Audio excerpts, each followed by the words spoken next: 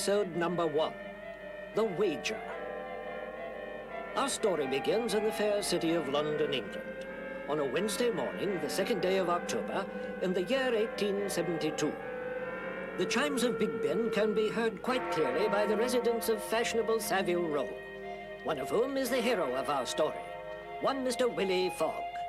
Where is that butler of mine? He knows that I'm to be awakened at 8 o'clock. He's late again.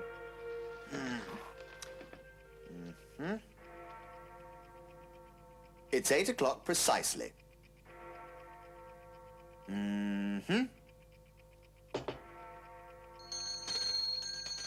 Oh, I remember now. I fired him yesterday, didn't I?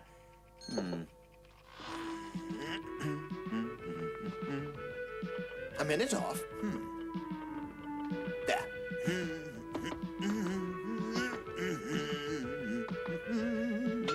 Ah, fresh coffee.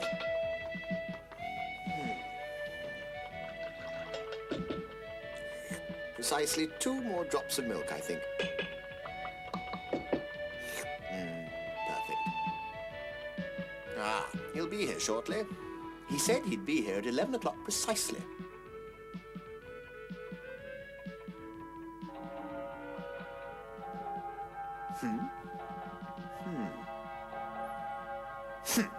This will never do.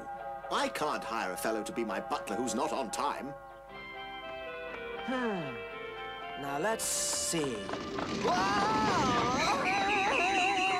Oh no, my references!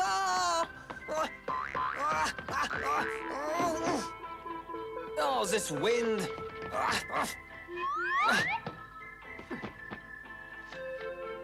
Now the address was... Oh! Sacre bleu! This is the place! And what a place! Ooh la la!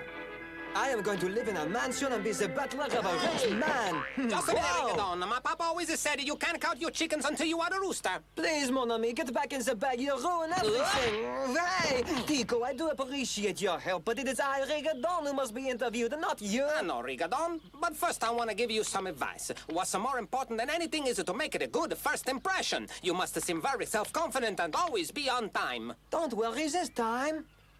I have 2 minutes left. I'll say this. Honorable sir, I, Rigodon, feel qualified to serve you. Oh, and if you would be so kind... No one gonna give a job to someone who sounds like that, Rigodon. It's all wrong.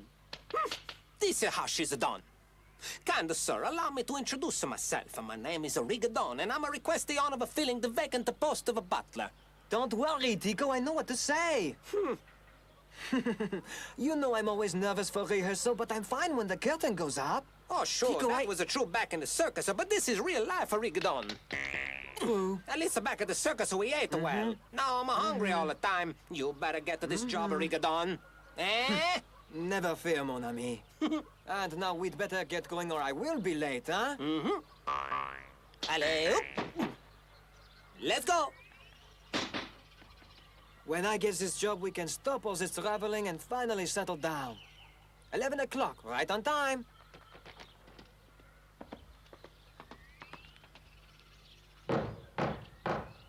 Finally.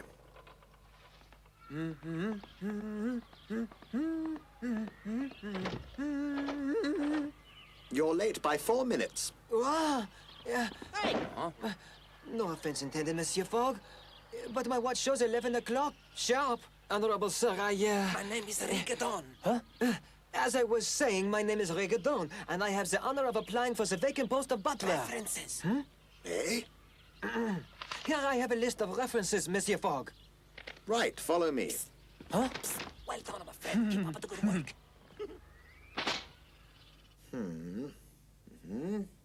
I hope everything is in order, Monsieur Fogg? I see that you've worked as a performer in a circus. Oui, I have worked as a juggler, a trapeze artist, and a tightrope walker. Then in France, I worked as a fireman. That was in my hometown, Paris. Fascinating. With your permission, monsieur, I will give you a small demonstration of my talents. Attention, s'il vous plaît. Voilà.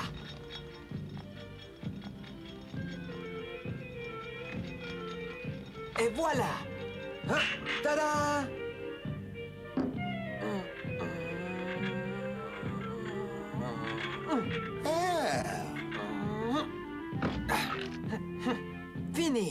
Oh, very good indeed, but I'm looking for a butler, not a performer. Oui, monsieur, I understand.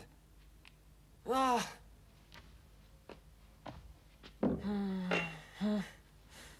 Allow me to ask you a question. Why do you want this job, Rigodon?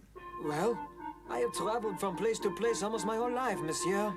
I have grown tired of that sort of thing, and I would like to settle down. Please, go on. That is the reason I left the circus. About a month ago, I started working as a butler for a very nice gentleman. What I found out later on was that he traveled constantly. He rarely stayed in one place more than a day or two. It was even worse than the circus. I see. Monsieur, may I ask, do you travel constantly? I haven't traveled in years. I lead a very quiet life, I assure you. Monsieur, working for you will be the answer to my fondest dream. I'm getting hungry, Rigodon. My throat is a bit raw. Perhaps you should see a doctor. It sounds like it might be serious. Ever since I was a little boy, it happens all the time. I assure you that it is nothing to worry about. What's going on? When do we... So that's it. I see you're a ventriloquist as well as an acrobat. Oui, monsieur. There were so many things I did in the circus, I forgot to tell you about that. Rigodon, I'm starving. Voila? Well, Rigodon, the job is yours. What? Thank you, monsieur. As of now, that is the 29th minute of the 11th hour of Wednesday, the 2nd of October of the year 1872. You are employed as my butler, Rigodon. Oui, and many thanks, sir. You'll find your work schedule on the door of your room at the top of the stairs. Follow it to the letter. I will, Monsieur Fogg. With respect to meals, you may eat whenever you wish. I must go. If I'm not mistaken, it's 11:30. But, sir, it is not 11:30 yet. It is only 11:26. Your watch is not English, is it? No, sir. It was made in Switzerland, but I assure you that it is an extremely accurate timepiece. It was my grandfather's, Monsieur Fogg. Huh? I believe your watch is 4 minutes off, Rigodon. Huh? I suggest you set it according to Big Ben. Yes, sir. Au revoir, monsieur.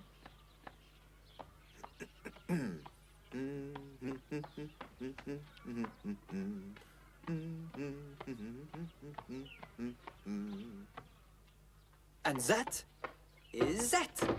We did it, Rigodon. We did it. What a team, what a team. And what do you mean we? You almost lost us this job. Rigodon. Rigodon, let me out of here. Rigodon. Oh, stop complaining, Tico. We are living in a palace. Just remember this. And what is that, Tico, huh? I was the one who taught you what to say, huh? Rigodon, let's go find the kitchen, huh? You think of only one thing. Food! First, we'll see what our room is like. Wait for me, Rigodon. Come on. Wait for me. It's like climbing Mount Everest. Hey, hey, ooh la la. Hey, ha. Rigodon, ma qui è bellissima. You can see all of London, Tico. Look. Hey. Ah, there's St. Paul's and there's Big Ben. Ooh la la. Hey. Hey.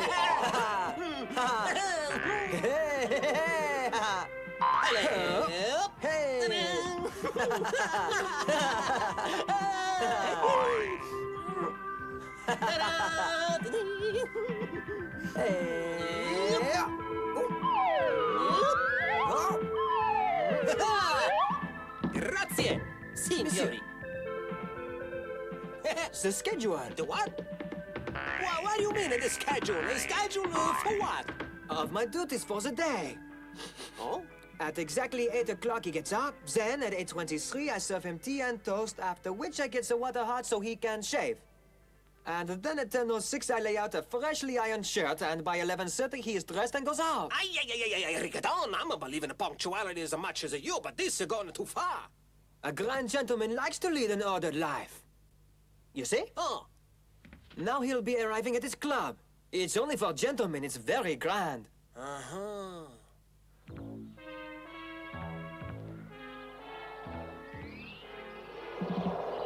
Willy Fog is indeed on his way to that prestigious London establishment, the Reform Club. stopping briefly along the way to prove, as always, that he is indeed a gentleman. Oh. Your hat, miss. Thank you, sir. I didn't think I'd ever get it back. Think nothing of it. Thanks again, sir. Take care now.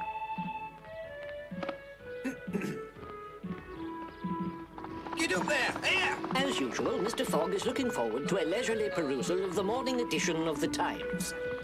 The bank robber escaped with £55,000. Well, Scotland Yard will get him. The case is being investigated by Commissioner Rowan. So then the fellow snuck up on you from behind and suddenly hit you. Oh, yes, Commissioner Rowan. Exactly. Ah. Go on. That's all I remember. Let me see if I have this right. All you remember is that there was a client near your window who seemed to be a gentleman. Yes, sir. Precisely. Well, now I understand the situation perfectly. I was caught completely off guard, Commissioner. I never suspected that a man who looked like that would be a bank robber. Can't judge a book. Can't judge a book by its lining, by its print, something like that. Please catch the scoundrel, Commissioner Rowan. You know how Mr. Sullivan is. He thinks it's all my fault. I'm afraid he's going to strangle me. Here is the artist sketch, Commissioner, based on the eyewitness accounts. Well done. Is this the man, Jenkins? Afraid not, sir. Nothing like him at all. All right. Then what about this one? Eh? Huh? That's me, you idiots! Sorry, Commissioner. Oh. Good likeness. Huh? You fools! Commissioner, this is the man. There's no doubt about it. Eh? Oh. He's the one, all right. Uh-huh. I'm absolutely positive. Find the suspect and bring him in for questioning immediately. Here's this picture. I warn you, if you two bungle this assignment, you'll both be fired. Yes, sir, you needn't worry. The reputation of Scotland Yard's at stake. We won't let you down. Hi! We'll get him, Commissioner, never fear. Come on, bully! Oh, sorry, Inspector. Time to go. Time to go, indeed. Sir. Yes. Oh. Good morning, Mr. Fogg. Morning, Lord Guinness. I see that you are as punctual as ever, my friend. I do my best, sir. May I? Thank you. By the way, have you heard about this daring robbery at the Bank of England? I've heard that over £50,000 was stolen. Yes, it's quite a story. That ill-mannered tightwad, Mr. Sullivan, is the governor of that bank. He must have turned white as a sheet when he heard about it. The aforementioned Mr. Sullivan is even now on his way to the Reform Club, of which he, too, is a member. Your club, sir. 3 rails, gentlemen. Well, you win again, Fogg. Another game? Ah, it's Sullivan. Gentlemen? My dear Sullivan. Dreadfully sorry, old chap, to hear about this robbery at your bank. We're all deeply distressed to hear of it, Mr. Sullivan, and if there is anything we can do... how did it happen, Mr. Sullivan? The story in the press was quite vague. It was the work of a shameless scoundrel, gentlemen, a fiendishly clever criminal. He was thought to be one of our many gentlemen customers, but when the teller turned away, he raised his cane and then struck him. Is he hurt badly? That bunger's of no concern. What's important is that I've lost over £50,000. 50,000, do you hear? Unforgivable. Not that I blame the teller, gentlemen. Poor Jenkins couldn't have any way of knowing that the man was a thief. Our clients are the most respected and honourable people in London, as you no doubt are aware. Disguised as a gentleman. Sounds like a real professional. Have you any clues to his identity? No. Scotland Yard is working up a sketch of the suspect now, and I've been assured that Commissioner Rowan himself will handle this case personally. Never fear. This fraudulent cad will be brought to justice, and I'll see to it he gets the punishment he so richly deserves. I'd consider it a favor if we dropped the subject, gentlemen. After all, we've come here to relax. How about a game, Fogg? Why not? If I were Sullivan, I'd be a nervous wreck. Astonishing. Cool as a cucumber, eh, what? Well, gentlemen, Certainly. Shall we? By all means. I'm game. Who shoots first? First shot to the challenger. After you, Mr. Sullivan. I have no doubt that the culprit is still in London, hiding out somewhere. Poppycock, Sullivan!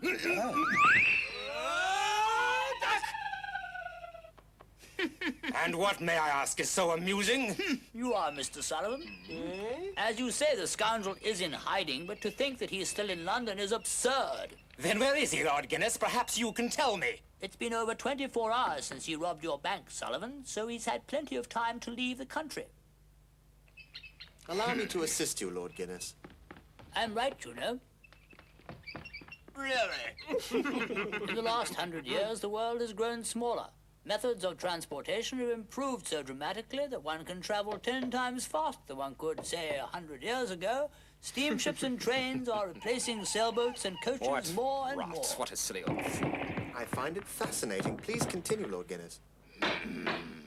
It's amazing how quickly one can travel now. When I was young, it took so long to get anywhere. But now I suspect that one could travel around the world in less than half a year. Yes, your point's well taken. I agree. I think, Mr. Fogg, that if I was young as you, I would attempt to travel around the world in 3 months. Lord Guinness, we've heard enough of these absurd fantasies. If you think that you can go around the world in 3 months, then why don't you go out and do it? Well, if I were younger, I would, Mr. Sullivan. In fact, what Lord Guinness has said is no fantasy, I assure you. What was that, Fogg? Mr. Sullivan, to travel around the world, 3 months are unnecessary. 80 days would be sufficient, I think. What? Fogg, I believe that's the most ridiculous thing I've ever heard. On the contrary, Sullivan. This very morning, I happened to read an article that convinced me that one could make the journey in that time. Let's see. Here it is. It says here that the author's name is Ralph. Ralph, you say? Why, he's one of the youngsters on my staff. Quite industrious, works overtime, that sort of thing. Well, now, I suppose it's an interesting theory. A theory isn't proof that it can be done, Mr. Fogg. But the itinerary provided by Ralph in his article proves that it can be done. Well, first destination, Paris.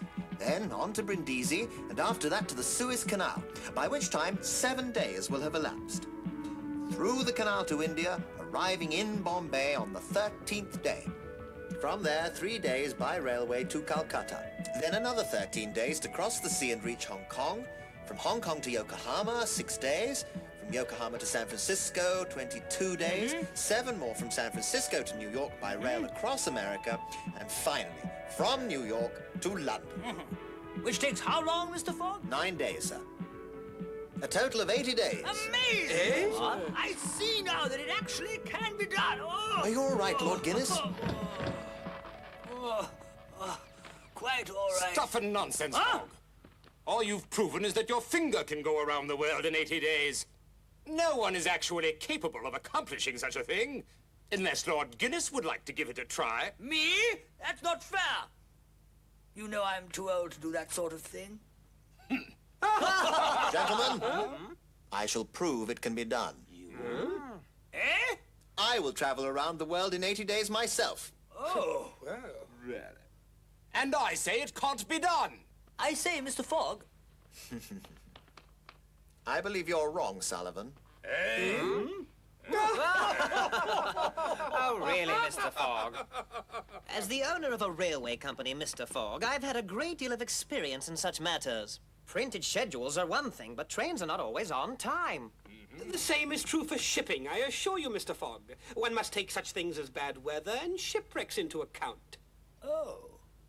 Moreover, one must take into account your lack of experience as a traveler, Mr. Fogg. As I recall, you've not been out of England in a long time. I have been a member of this distinguished club for many years, Mr. Fogg, but I have never heard such a conceited boast as yours. I can see that you sincerely believe that you can do it, Fogg. However, the setbacks and delays you would meet along the way would prevent your doing it in time. Accidents can happen, you know. Trains are getting derailed all the time. Traveling on a ship is much more dangerous than traveling on a train. There are also bandits and pirates to be taken into account. So true, Mr. Weston. Some of my ships have simply vanished, their crews with them. You see? Nevertheless, I have every intention of proving that it can be done. Fogg, you seem like a sporting man. So, I will bet you £2,000 that you can't make it around the world in 80 days. No, make that £5,000. And I'll bet the same amount. Can't be done. I'll bet 5,000 too. Eh? I'm game. 5,000 with Sullivan. Do you accept the wager, Fogg? Absolutely. The total is £20,000, is it not? Precisely, Mr. Fogg. When do you plan to leave? This evening. This very night? I say. There's a train leaving Charing Cross Station at 8:45 this evening, bound for Dover and Calais, and I intend to be on it. But before I leave, let's settle the terms, shall we? This is the 2nd day of October, which means that I must return to London no later than the 21st of December. I shall travel around the world and return to this very room by 8:45 p.m. that evening. Gentlemen, are we agreed? Agreed.